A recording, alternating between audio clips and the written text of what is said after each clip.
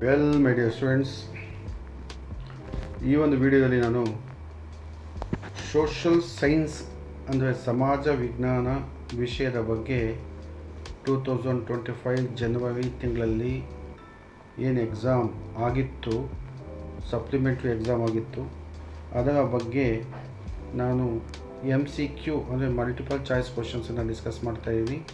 ನಾನೀಗಾಗಲೇ English ವಿಷಯದ ಬಗ್ಗೆ ಅನೇಕ ವಿಡಿಯೋಗಳನ್ನು ಮಾಡಿ ಅಪ್ಲೋಡ್ ಮಾಡಿದ್ದೀನಿ.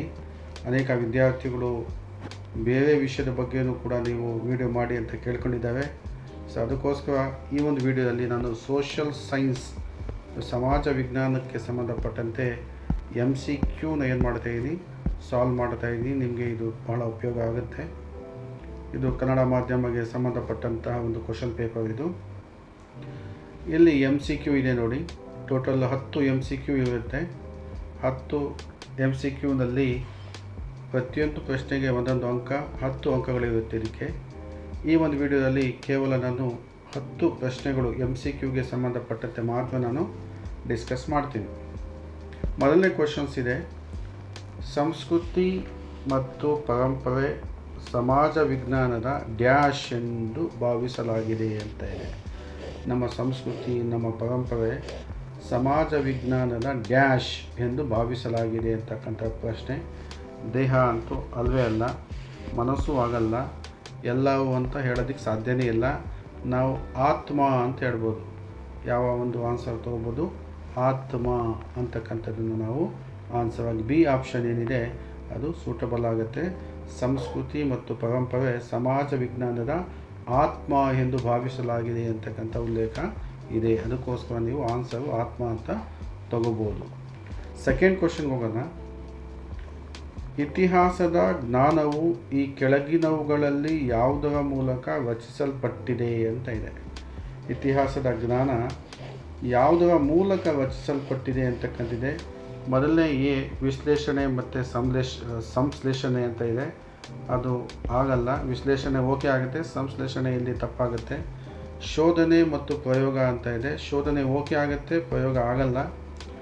ಇಲ್ಲಿ ಸಂಶ್ಲೇಷಣೆ ಮತ್ತು ಶೋಧನೆ ಆಗುತ್ತೆ, ಇದು ಕೂಡ ಆಗಲ್ಲ. ಇಲ್ಲಿ ನೋಡಿ ಸಿ ಆಪ್ಷನ್ ಏನಿದೆ ಅದು ಕರೆಕ್ಟ್ ಆಗುತ್ತೆ. ಶೋಧನೆ ಮತ್ತು ವಿಶ್ಲೇಷಣೆ ಅಂತಕ್ಕಂಥದ್ದು. ಶೋಧನೆ ಎಕ್ಸ್ಪ್ಲೋರ್ ಮಾಡ್ತಕ್ಕಂಥದ್ದು, ವಿಶ್ಲೇಷಣೆ ಅಂದರೆ ಅನಾಲಿಸಿಸ್ ಮಾಡ್ತಕ್ಕಂಥದ್ದು. ಇತಿಹಾಸದ ಜ್ಞಾನ ಶೋಧನೆ ಮತ್ತು ವಿಶ್ಲೇಷಣೆಯಿಂದ ಮಾಡಲ್ಪಟ್ಟಿದೆ ಅಂತಕ್ಕಂಥ ನಮಗೆ ಗೊತ್ತಾಗುತ್ತೆ. ಅದಕ್ಕೆ ಆಪ್ಷನ್ ನೀವು ಸಿಯನ್ನು ಹಾಕೋಬೋದು. ಕ್ವಶನ್ 3, ಜನರು ಮತ್ತು ಸ್ಥಳಗಳು ಹಾಗೂ ಇವೆರಡರ ನಡುವಿನ ಅಂತರ ಕ್ರಿಯೆಗಳ ಅಧ್ಯಯನವೇ ಅಂತ ಇದೆ. ನೋಡಿ, ಜನ ಮತ್ತು ಸ್ಥಳಗಳು ಬಂದಾಗ ಪೌರನೀತಿ ತಗೋಬಾರ್ದು, ಇತಿಹಾಸನೂ ತಗೋಬಾರ್ದು, ಅರ್ಥಶಾಸ್ತ್ರ ತಗೋಬಾರ್ದು. ಯಾಕೆ ಅಂದರೆ ಇತಿಹಾಸ, ಅರ್ಥಶಾಸ್ತ್ರ, ಪೌರನೀತಿ ಯಾವುದು ಇದಕ್ಕೆ ಆನ್ಸರ್ ಆಗಲ್ಲ. ಭೂಗೋಳ ಅಂತ ತಗೋಬೇಕಾಗುತ್ತೆ. ಯಾಕೆಂದರೆ ಜನ ಮತ್ತು ಸ್ಥಳಗಳು ಅಂತ ಬಂದಾಗ ಜಿಯೋಗ್ರಫಿ, ಭೂಗೋಳ ಅಂತಲೇ ತಗೋಬೇಕಾಗತ್ತೆ. ಜನರು ಮತ್ತು ಸ್ಥಳಗಳು ಅಂತ ಬಂದಾಗ ಇದರ ನಡುವಿನ ಅಂತರ ಕ್ರಿಯೆಗಳ ಅಧ್ಯಯನ ನಾವು ಅಂತೀವಿ, ಭೂಗೋಳ ಅಂತೀವಿ. ನೀವು ಆಪ್ಷನ್ ಏನು ತಗೋಬೇಕಾಗುತ್ತೆ, ಭೂಗೋಳ ಅಂತ ತಗೊಳ್ಳಿ. ಜನ ಮತ್ತು ಸ್ಥಳಗಳು ಬಂದಾಗ ಭೂಗೋಳವನ್ನು ನಾವು ಆಯ್ಕೆ ಮಾಡಿಕೊಳ್ಳಬೇಕಾಗುತ್ತದೆ. ಕ್ವಶನ್ ನಂಬರ್ 4 ಹೋಗೋಣ. ಪೌರನೀತಿ ಅಥವಾ ರಾಜ್ಯಶಾಸ್ತ್ರವನ್ನು ನೀವು ಈ ಕೆಳಗಿನವುಗಳಲ್ಲಿ ಯಾವುದರ ಮೂಲಕ ಕಲಿಸುವುದು ಉತ್ತಮ ಅಂತ ಇದೆ. ನಾವು ಸಿವಿಕ್ಸನ್ನು, ಪೊಲಿಟಿಕಲ್ ಸೈನ್ಸನ್ನು ಯಾವುದರ ಮೂಲಕ ಕಲಿಸ್ತಕ್ಕಂಥದ್ದು ಉತ್ತಮ ಅಂತ ಹೇಳಿದ್ರೆ ಇಲ್ಲಿ ಆಪ್ಷನ್ ಎ ತಗೋಬೇಕಾಗುತ್ತೆ. ನೋಡಿ, ಇಲ್ಲಿ ವೀಕ್ಷಣೆ, ಸಮೀಕ್ಷೆ, ವೃತ್ತಪತ್ರಿಕೆಗಳ ಸುದ್ದಿ, ಮಾಧ್ಯಮಗಳು, ಭೇಟಿ, ಸಂವಾದಗಳು ಇದೆಲ್ಲದೂ ಬೇಕಾಗುತ್ತೆ. ಅದಕ್ಕೆ ಆಪ್ಷನ್ ಎನ ತಗೋಬೇಕಾಗತ್ತೆ.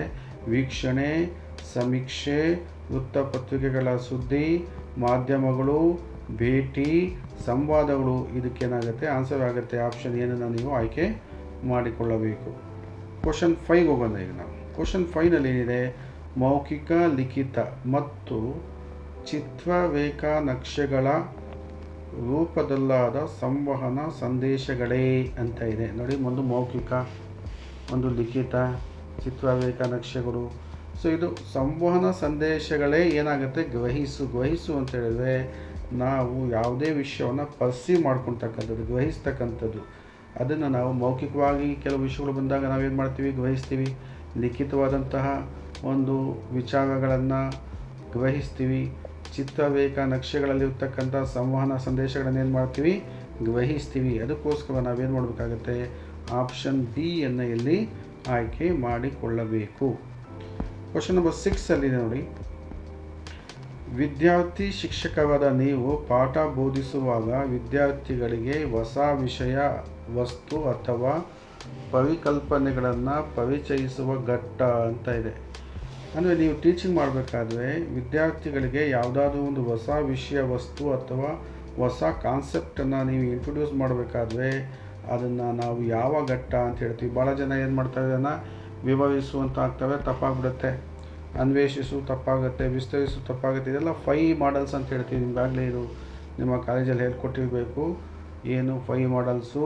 ಎಂಗೇಜು, ಎಕ್ಸ್ಪ್ಲೋರು, ಎಕ್ಸ್ಪ್ಲೈನು, ಎಕ್ಸ್ಪ್ಯಾಂಡು ಮತ್ತು ಇವ್ಯಾಲ್ಯೂಯೇಷನ್ ಅಂತ ಇರುತ್ತೆ.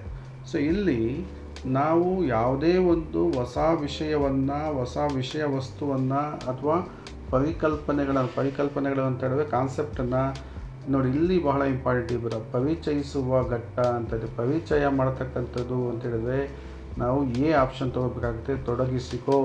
ಇಂಗ್ಲೀಷಲ್ಲಿ ಅದನ್ನು ಎಂಗೇಜ್ ಅಂತ ನಿಮಗೆಲ್ಲ ಗೊತ್ತಿದೆ. ಎಂಗೇಜ್ ಅಂದರೆ ಮೊದಲ ಒಂದು ಘಟ್ಟ. ಯಾವುದೇ ಒಂದು ವಿಷಯ, ವಸ್ತು ಅಥವಾ ಯಾವುದೇ ಒಂದು ಹೊಸ ಕಾನ್ಸೆಪ್ಟನ್ನು ನಾವು ಪರಿಚಯ ಮಾಡಬೇಕಾದ್ರೆ ಅದನ್ನು ನಾವೇಂತೀವಿ, ಎಂಗೇಜ್. ಎಂಗೇಜ್ ಅಂದರೆ ಕನ್ನಡದಲ್ಲಿ ತೊಡಗಿಸಿಕೋ ಅಂತೀವಿ. ನೀವು ತೊಡಗಿಸಿಕೋ ಅನ್ನೋದಕ್ಕೆ ನೀವು ಆನ್ಸರನ್ನು ಮಾಡಬೇಕಾಗತ್ತೆ. ಕ್ವಶನ್ ನಂಬರ್ 7 ಮಲ್ಟಿಮೀಡಿಯಾ ಎಂಬ ಪದ 1966 ಯಾರಿಂದ ರೂಪಿಸಲ್ಪಟ್ಟಿದೆ ಅಂತಕ್ಕಂಥದ್ದು. 1966 ಮಲ್ಟಿಮೀಡಿಯಾ ಅಂತಕ್ಕಂಥ ಒಂದು ಪದ ಬಂತು.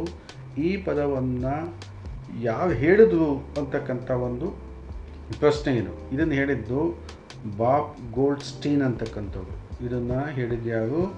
ಬಾಬ್ ಗೋಲ್ಡ್ಸ್ಟೀನ್ ಅಂತಕ್ಕಂಥದ್ದು. ನೀವು ಇದಕ್ಕೆ ಆನ್ಸರ್ ಆಗಿ ತೊಗೋಬೇಕಾಗತ್ತೆ. ಆ ಒಬ್ಬ ಸ್ಕಾಲರ್ ಈ 1966 ಮಲ್ಟಿಮೀಡಿಯಾ ಅಂತಕ್ಕಂಥ ಒಂದು ಪದವನ್ನು ಬಳಕೆ ಮಾಡಿದ್ರು ಅಂತಕ್ಕಂಥದ್ದು. ಕ್ವಶನ್ ನಂಬರ್ 8 ಒಂದು ಪ್ರಮುಖ ವಿಷಯದೊಂದಿಗೆ ಇತರೆ ವಿಷಯಗಳು ಹೇಗೆ ಸಂಬಂಧ ಹೊಂದಿದೆ ಎಂಬುದನ್ನು ತಿಳಿಸುವ ಚಿತ್ರಾತ್ಮಕ ಸಂಘಟಕದ ವಿಧ. ಒಂದು ಪ್ರಮುಖ ವಿಷಯ ಇರುತ್ತೆ. ಆ ಪ್ರಮುಖ ವಿಷಯದೊಂದಿಗೆ ಇತರ ಅನೇಕ ವಿಷಯಗಳು ಸಂಬಂಧ ಹೊಂದಿದೆ ಅಂತಕ್ಕಂಥ ತಿಳಿಸ್ತಕ್ಕಂಥ ಚಿತ್ರಾತ್ಮಕ ಸಂಘಟಕವನ್ನು ನಾವು ವೆನ್ ನಕ್ಷೆಗಳು ಅಂತ ಹೇಳ್ತೀವಿ. ನಿಮಗೆಲ್ಲ ಗೊತ್ತಿದೆ ಇದು ವೆನ್ ನಕ್ಷೆಗಳು. ಇದು ಕಾಲಗಣನೆ ಆಗಲ್ಲ, ಮತ್ತು ಪಿನ್ ಫ್ಲೋಚಾರ್ಟು ಆಗಲ್ಲ, ನಕ್ಷತ್ರಗಳು ಆಗಲ್ಲ. ಇದು ಏನಾಗುತ್ತೆ, ವೆನ್ ನಕ್ಷೆಗಳಿಗೆ ನೀವೇನು ಮಾಡಬೇಕಾಗತ್ತೆ, ಆನ್ಸರ್ ಆಗಿ ತಗೋಬೇಕಾಗತ್ತೆ. ಕ್ವಶನ್ 9 ಹಿರಿಯ ಪ್ರಾಥಮಿಕ ತರಗತಿಗಳಲ್ಲಿ ಸಮಾಜ ವಿಜ್ಞಾನ ಕಲಿಕೆಯ ರೂಪಣಾತ್ಮಕ ಮೌಲ್ಯಮಾಪನದ ಸಾಧನಗಳಿಗೆ ಉದಾಹರಣೆ ಅಂತ ಇದೆ. ನೋಡಿ, ಇಲ್ಲಿ ನೀವೇನು ಮಾಡಬೇಕು, ಸಮಾಜ ವಿಜ್ಞಾನ ಒಂದು ಇಂಪಾರ್ಟೆಂಟು, ರೂಪಣಾತ್ಮಕ ಅಂತ ಹೇಳಿದ್ರೆ ಫಾರ್ಮೇಟಿವ್ ಇವ್ಯಾಲ್ಯೂಯೇಷನ್ ಸಾಧನಗಳು ಯಾವುದು ಅಂತ ಹೇಳಿದ್ರೆ ನೋಡಿ, ಇಲ್ಲಿ ಯೋಜನೆಗಳು, ದಿನಚರಿಗಳು, ತಪಾಸಣೆ ಪಟ್ಟಿ, ದರ್ಜಾ ಮಾಪನಿಗಳು ಇವೆಲ್ಲ ಬರುತ್ತೆ. ಅದಕ್ಕೋಸ್ಕರ ಆಯ್ಕೆ ನಾವೇನು ಮಾಡಬೇಕಾಗತ್ತೆ, ಆನ್ಸರ್ ಹೇಗೆ ನೀವು ಆಪ್ಷನ್ ಹೇಗೆ ನೀವೇನು ಮಾಡಬೇಕಾಗತ್ತೆ, ಆಯ್ಕೆ ಮಾಡಿಕೊಳ್ಳಬೇಕಾಗತ್ತೆ. ಇಲ್ಲಿ ಯೋಜನೆಗಳು ಬೇಕಾಗುತ್ತೆ, ದಿನಚರಿ ಬೇಕಾಗುತ್ತೆ, ತಪಾಸಣೆ ಪಟ್ಟಿ ಬೇಕಾಗುತ್ತೆ, ದರ್ಜಾ ಮಾಪನಿಗಳು ಬೇಕಾಗುತ್ತೆ. ಅದಕ್ಕೋಸ್ಕರ ನಾವು ಈ ಆಪ್ಷನನ್ನು ಆಯ್ಕೆ ಮಾಡಿಕೊಡೋದು ಸೂಕ್ತ. ಕ್ವಶನ್ ನಂಬರ್ 10 ಕೊನೆಯ ಒಂದು ಕ್ವಶನ್ ಇದು. ಒಂದು ಕಾಲಾವಧಿಯಲ್ಲಿ ವಿದ್ಯಾರ್ಥಿಗಳು ಕೈಗೊಂಡ ಕಾಲಾವಧಿ ನೋಡಿ ಇಂಪಾರ್ಟೆಂಟ್ ಆಗುತ್ತೆ.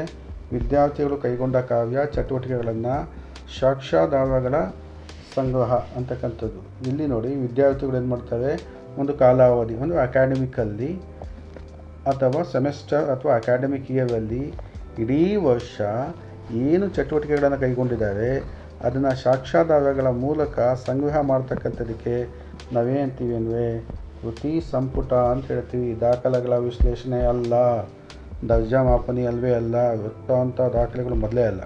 ಇದು ಕೃತಿ ಸಂಪುಟ ಅಂತ ಹೇಳಿದ್ರೆ ವಿದ್ಯಾರ್ಥಿಗಳು ಕೈಗೊಂಡ ಎಲ್ಲ ಕಾವ್ಯ ಚಟುವಟಿಕೆಗಳನ್ನು ಒಂದು ಕಾಲಾವಧಿಯಲ್ಲಿ ಸಾಕ್ಷ್ಯಾಧಾರಗಳ ಮೂಲಕ ಏನು ಮಾಡ್ತೀವಿ, ಸಂಗ್ರಹ ಮಾಡ್ತೀವಿ. ಅದಕ್ಕೆ ಕೃತಿ ಸಂಪುಟ ಅಂತ ಹೇಳ್ತೀವಿ. ಇಷ್ಟು ಪ್ರಶ್ನೆಗಳಿಗೆ ನಾನು 10 ಪ್ರಶ್ನೆಗಳಿಗೆ ಇಲ್ಲಿ ನಾನು ಉತ್ತರವನ್ನು ಕೊಟ್ಟಿದ್ದೀನಿ.